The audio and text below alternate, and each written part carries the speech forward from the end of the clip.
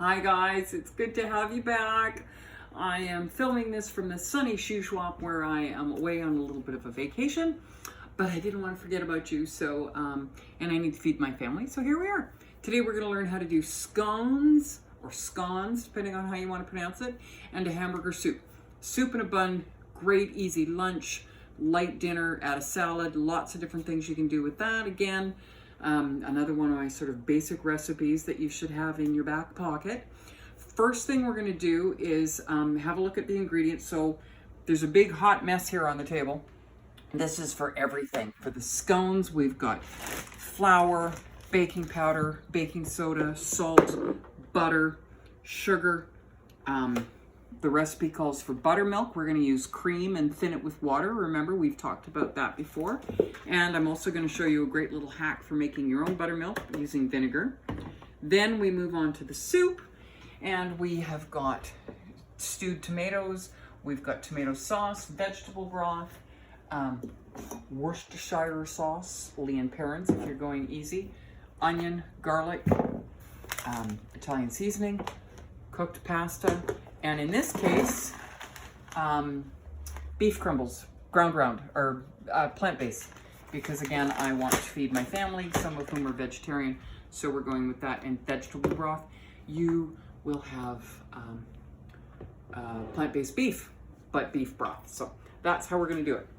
So first thing we're going to do for scones, they're a lovely little quick bread. You just mix them together. We've talked about those things before, and mix all your dry ingredients together. So there goes the flour, 2 cups of flour, 2 1/4 cups of flour, which I measured out ahead of time. So I'm just going to dump it into the bag because that's what we've got. Then we are going to put in 2 tablespoons of sugar. There's the 2 tablespoons of sugar. Then we need 2 1/2 teaspoons of baking powder. So 1, 2 1/2. Okay. 1/2 teaspoon of baking soda.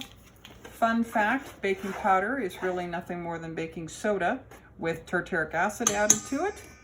But baking powder makes things rise, baking soda makes things spread. If you are using baking soda, you need an acid. The acid in this case is the buttermilk, thus the vinegar.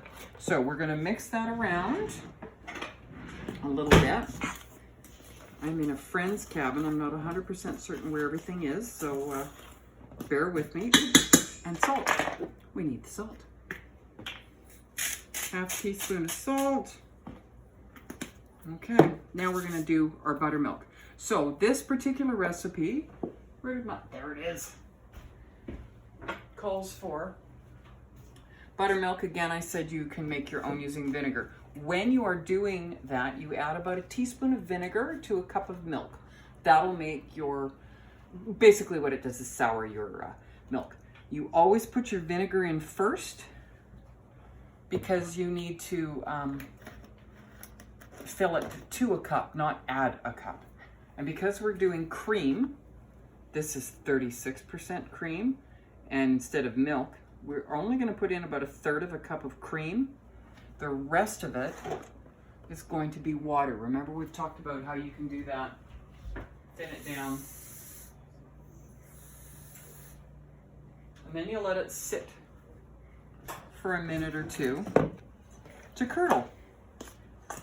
So now if you're making sweet scones, you can add a little bit more sugar. You can stir in things, raisins, chocolate chips, you can put in coconut, you can do all sorts of yummy sweet things. If you want to do a savory scone, you can grate in some cheese, you can put herbs and spices in it. So scone recipe, basic scone recipe is great to have in your pocket. Grater, butter. We're going to grate the butter in. The butter is really good if it has to be cold. I always freeze my butter ahead of time so that it's super cold. because one of the things that helps make a quick bread rise is steam. You get steam from cold things heating up. So cold butter also helps it mix in with the flour better.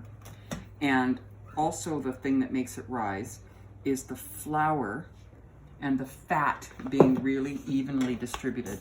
So I'm just gonna use my hands.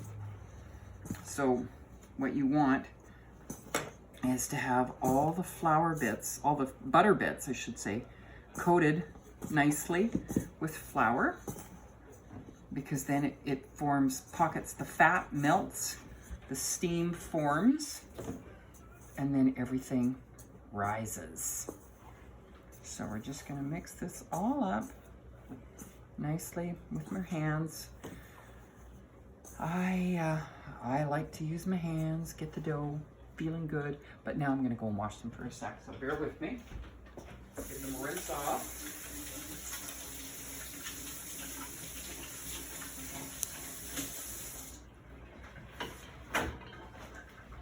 And now we're gonna add our liquid.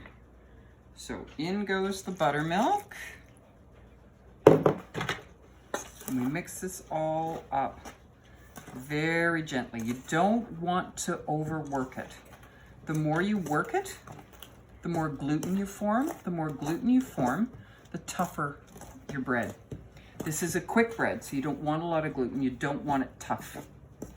You do when you're making yeast bread, because that's what gives it structure and helps it rise. That is not what we're doing here. The rising agent is the baking powder and the baking soda. Okay, so then we're gonna put it out onto the counter. Set that over there. And we're going to pat it into a circle. Just like this. Now, just bring it all together lightly. You can roll this out if you want and cut it into circles or squares. I happen to like it cut into wedges.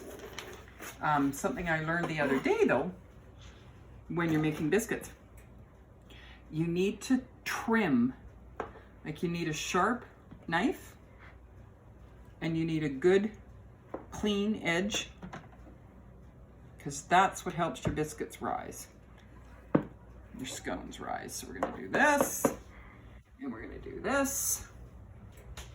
Take a little bit of the dough off. And then we're gonna put them on a baking sheet.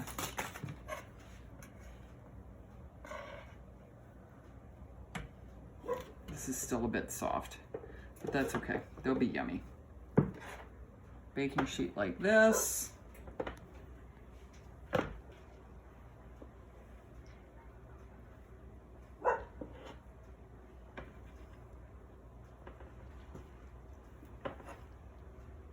This dough's really soft.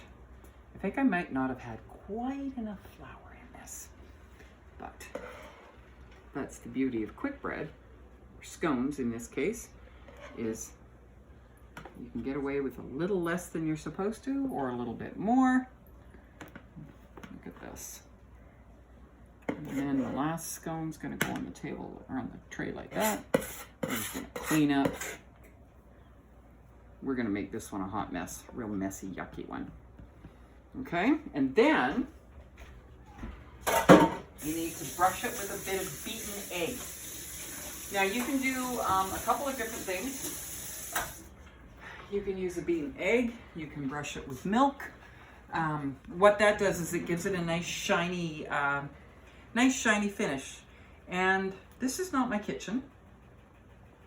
And it would appear that we don't have a pastry brush here. So, time to improvise. Here comes your next lesson. We're gonna take a piece of paper towel and we're gonna pour a little bit, we're not even gonna use the egg. We're gonna use a little bit of cream and we're gonna do this. Just dab a little bit of cream on the top of the scone so that you get that nice, lovely brown finish. You don't have to do this. This is what makes them very professional looking. Okay, we won't tell my daughter that I'm doing this. My daughter that is a professional baker, she's probably going, what are you doing at this point? But, you know, Cass, you're not here. Okay, so now pop those into the oven. 12 to 15 minutes to bake, which is just the time we need to make our soup. Kitchen timer, 12 minutes start. Okay, now, soup. Easy peasy soup. What did I do with my knife? I have my knife. Where'd I put my knife? Here's my knife. Okay. You have to bear with me, you guys. You know I'm a little disorganized at the best of times. Even more so when it's not my kitchen. Okay, so we are going to chop the onion.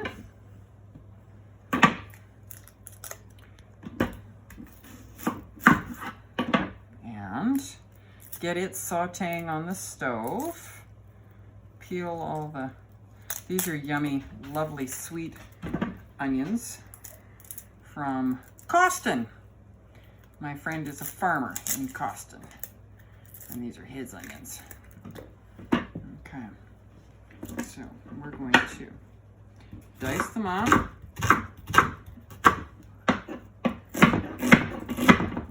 You can make them as fine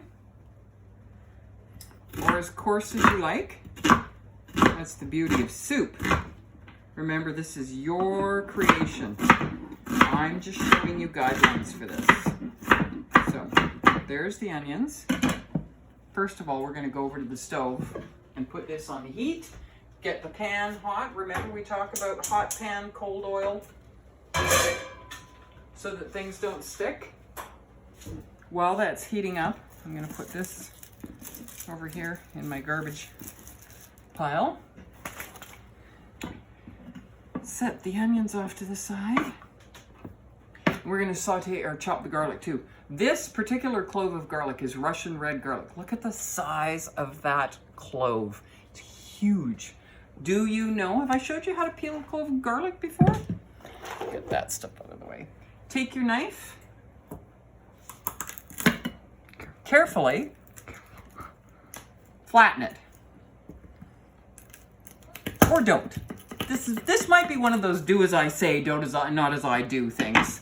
But that should have the skin pop right off. Sometimes when the garlic is really fresh like this, it can be tough to flatten, as we can clearly see was the case with this. So there's your nice peeled clove of garlic. Garlic is really sticky. But we are going to mince it all up.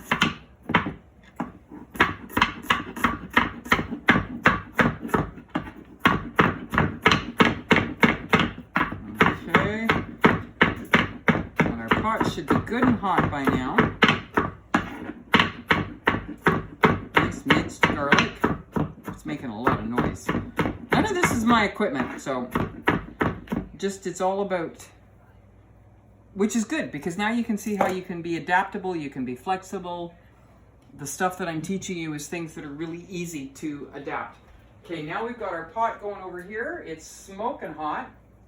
So we're going to turn the stove way down. And we're going to put our onion and garlic in and start sauteing that. That's always the first kind of thing you do with soup. Onions and garlic.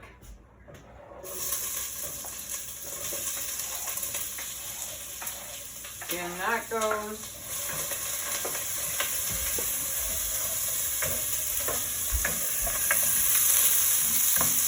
Keep it going. Now, if you like, you can add a little celery. You can add a little grated carrot. We can throw that in too. The recipe doesn't call for it, but if you happen to have those things, they're really, really great. If, here's a little French trick for you. Onion, carrot, and celery in tiny little dice together is called a mirepoix. It's the basis for a lot of fancy recipes, soup being one of them. So we saute that around, give it a chance to start to cook. Remember, we've talked about opaque onions, which is what they are now. You can't see through them. Cooking them until they're translucent, which means you can see through them. And that makes them nice and soft. So that's coming along well. We'll let that sit for a minute. And then we're going to go back over here and finish reading our recipe.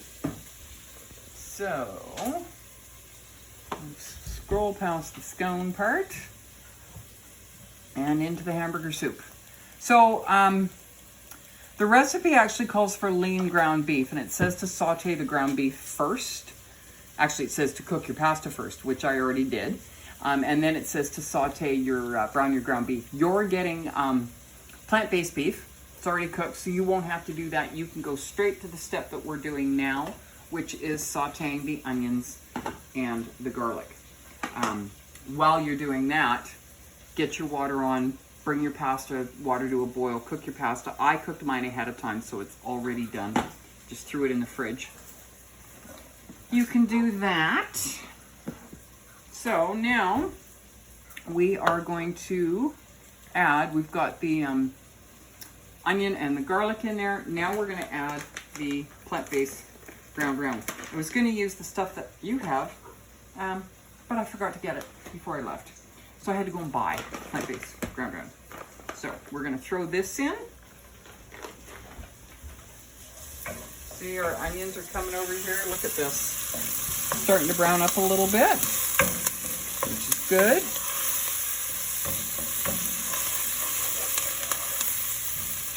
See, a little bit of color into the onions and things. That's nice. You want that a little bit.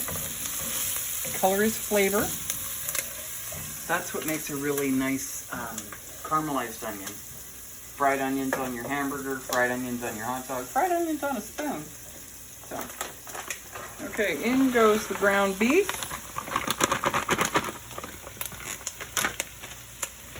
I'm gonna cook that, stir that up.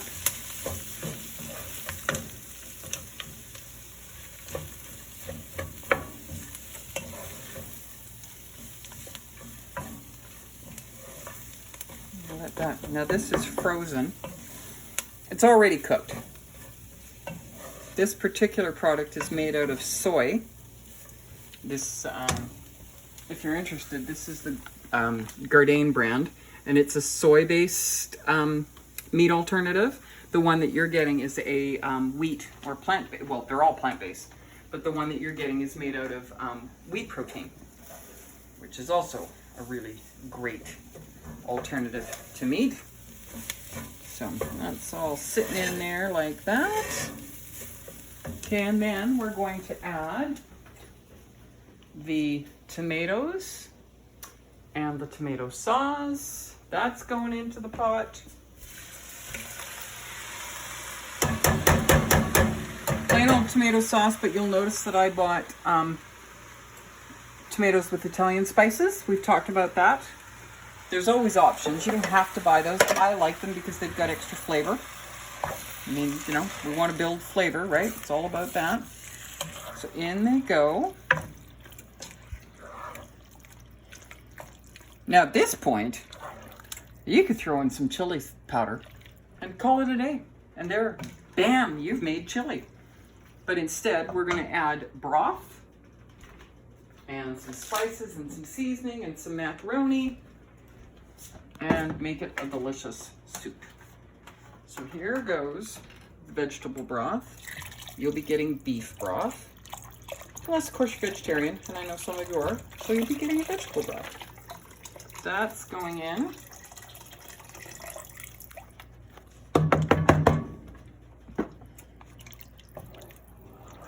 This is a really hearty soup. So there's that. The thing about cooking your pasta ahead of time is that it helps the pasta stay in a nice shape. It doesn't get all mushy and nasty. In goes the Worcestershire sauce. Sometimes I just call it lean parents because that's easier to say than Worcestershire. And it's actually, if if you pronounce it phonetically, it's Worcestershire, but I don't think I think they almost say Worcester is how they say it in England, which is where it's from. Italian seasoning. In goes that.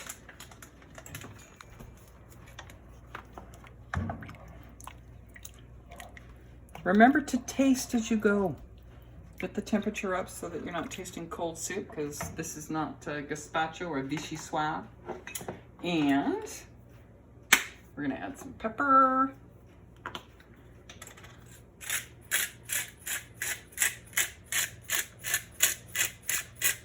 Like that. And then I'm gonna get out my spoon and I'm gonna taste it before I add the salt. Sometimes your broths have got a lot of salt, sometimes they don't. This particular one has salt in it. You can get no salt added, and that lets you control the salt as well as the flavor. So that's gonna go in there. Give that a bit of time to simmer. I'm just gonna taste this and see what we're looking at.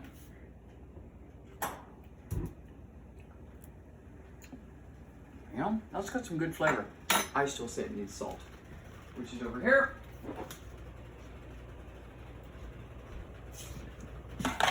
I think everything needs salt, but I think we've established that with me, haven't we?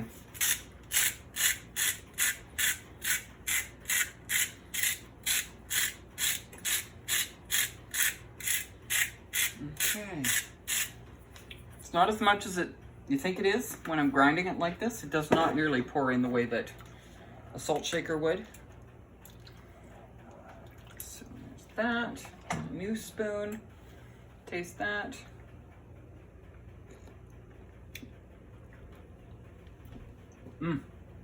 That is so good. And then we're gonna put in our cooked hamburger. Or cooked, macaroni.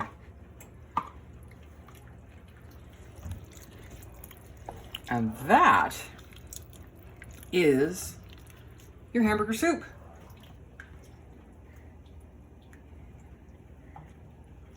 As I said, you can add as many different vegetables to it as you want. There's our timer going, which means our scones should be done. Kitchen timer off.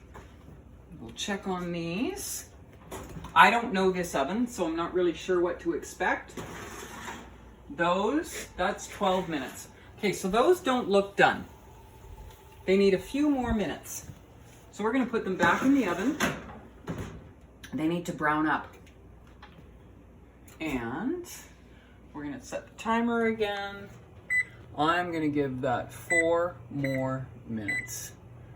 That's 4 hours, I think. I just did. Yeah, no, we don't need 4 hours. We need 4 minutes. 4. Start. Nope. Like I said, it's not my oven, okay? Push start. Start. Timer. 4 minutes. Start. There! Okay, we've got it. So, okay, now, back to the soup. What do you think? Should we add some veggies to it right now? I think that would make it a nice, healthier option. So, let's do that. It shows you how versatile this can be. I happen to have, in the fridge, I've got some carrots. So we'll add those. See if I can do this without destroying the fridge.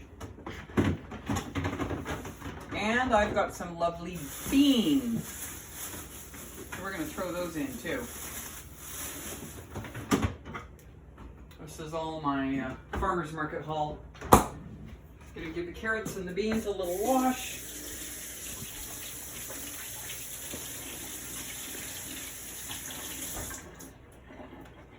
And you know how I feel about peeling carrots.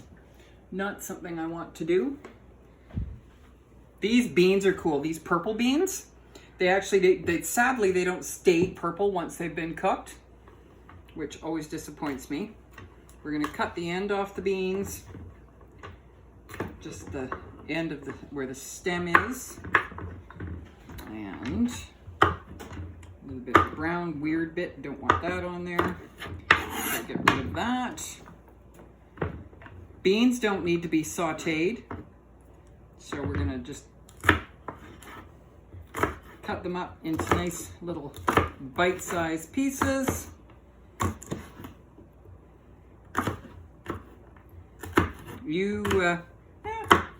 We'll see. You may or may not have any beans in your package when I get to you. Depends on what I find when I'm shopping. Carrots, chop the end off. These carrots came from Abernethy Acres in Maple Ridge. Winston and Kira grow them. You have to pardon me. Always use a sharp knife, not a dull knife. These are dull knives, which is why I just slipped. And I'm not really practicing my good knife skills that I should be teaching you, because these are not sharp knives. So it's really hard. Remember, we talk about flat surfaces down on the ground so that the knife doesn't slip and cut you like this one almost did. And then we're going to just dice up the carrots in there.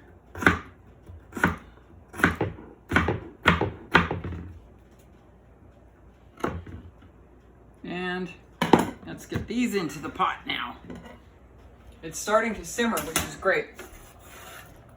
It'll simmer, it'll help blend the flavors.